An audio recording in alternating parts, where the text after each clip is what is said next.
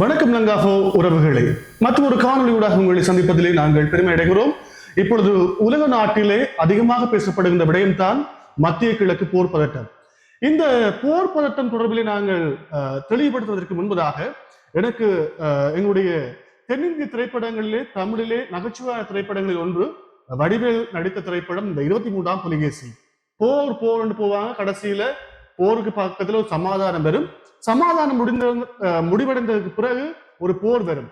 இப்படி நகைச்சுவை போல மாறி இருக்கிறது மத்திய கிழக்கினுடைய நிலைமை.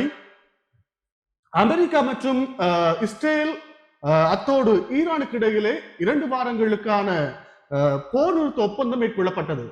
இந்த போர் நிறுத்த ஒப்பந்தம் 2 வாரங்கள் நீடிக்கும், மக்கள் வாழ்க்கையிலே ஒரு துன்பம் நீங்கிய இன்பமான வாழ்க்கை கிடைக்கும் என்று பலர் எதிர்பார்த்தார்கள்.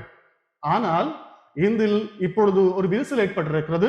உங்களுக்கு தெரியும், ஹிஸ்புல்லா அமைப்பு ஈரானுக்கு சார்பாக லெபனானில் இயங்குகின்ற அமைப்பு. இந்த ஹிஸ்புல்லா அமைப்பை நோக்கி இஸ்ரேல் நடத்திய வான்வழி தாக்குதல் மற்றும் எறிகணை தாக்குதல்களிலே பல லெபனானிய மக்கள் கொல்லப்பட்டிருக்கிறார்கள். இதிலே நான் நினைக்கிறேன், இந்த தாக்குதலிலே அதிகம் நினைக்கிறேன் 100க்கும் மேற்பட்ட மக்கள் உயிரிழந்திருக்கிறார்கள், பலர் காயமடைந்திருக்கிறார்கள். இந்த தாக்குதலுக்கு பிறகு ஈரான் தனது நட்பு நாடான, உங்களுக்கு ஏற்கனவே தெரியும், ஹிஸ்புல்லா அமைப்பு ஈரான் சார்பான அமைப்பு, ஈரான் சார்பான கொள்கைகளை பின்பற்றுகின்ற ஒரு அமைப்பாக இந்த ஹிஸ்புல்லா அமைப்பு காணப்படுகிறது. எனவே ஹிஸ்புல்லா அமைப்பு மீது நீங்கள் தாக்குதல் நடத்தினால் இது போர் நிறுத்த ஒப்பந்தத்தை மீறுகின்ற செயல் என்பதை ஈரான் சுட்டிக்காட்டியிருந்தது. உங்களுக்கு ஏற்கனவே 15 கொள்கைகளை இந்த பாகிஸ்தான் மத்தியஸ்தம் வகிக்கின்ற பொழுது இந்த முக்கியமான 15 கொள்கைகளை அமெரிக்க ஜனாதிபதி டொனால்ட் ட்ரம்ப் அவர்கள் வெளியிட்டிருந்தார். அதிலே மிக முக்கியமான 3 கொள்கைகள்: ஒன்று, ஹோர்முஸ் நீரிணை திறக்கப்பட வேண்டும்; இரண்டாவது, ஈரானில் காணப்படுகின்ற பயங்கரவாத அமைப்புகளை ஈரான் இல்லாது செய்ய வேண்டும்; மூன்றாவது, மிக முக்கியமாக இந்த யுரேனியம் செறிவூட்டலை ஈரான் குறைக்க வேண்டும் என்ற கொள்கைகளை அமெரிக்கா முன்மொழிந்திருந்த இந்த 3 விஷயங்களை நீங்கள் முக்கியமாக கண்காணிக்க வேண்டும் என்ற தகவலை வழங்கியிருந்தார்கள். ஆனால் இந்த தாக்குதலுக்கு பிறகு, லெபனான் மீது இஸ்ரேல் மேற்கொண்ட தாக்குதலுக்கு பிறகு, ஈரான் 2 வாரங்கள் சொல்லப்பட்டிருந்த அந்த போர் நிறுத்த ஒப்பந்தம் முறிவடைந்ததாக அறிவித்திருக்கிறது.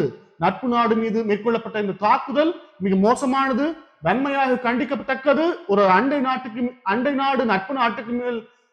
நாடு நட்பு நாட்டின் மேல் மேற்கொள்ளப்பட்ட ஒரு கொடூர தாக்குதலாக ஈரான் இதை கருதுகிறது. மேலும் இந்த மத்திய கிழக்கு வளைகுடா பகுதியிலே மோசமான போர் பதட்டம் நிலவுகிறது. அமெரிக்க ஜனாதிபதி சொன்னார், அணுகுண்டெல்லாம் பழைய ஸ்டைல், இப்பொழுது அணுகுண்டுக்கு பதிலாக நாங்கள் அதனுடைய தாக்கத்துக்கு ஈடுகொடுக்கின்ற 10 மடங்கு தாக்கம் கொண்ட குண்டுகளை அமெரிக்கா வைத்திருக்கிறது.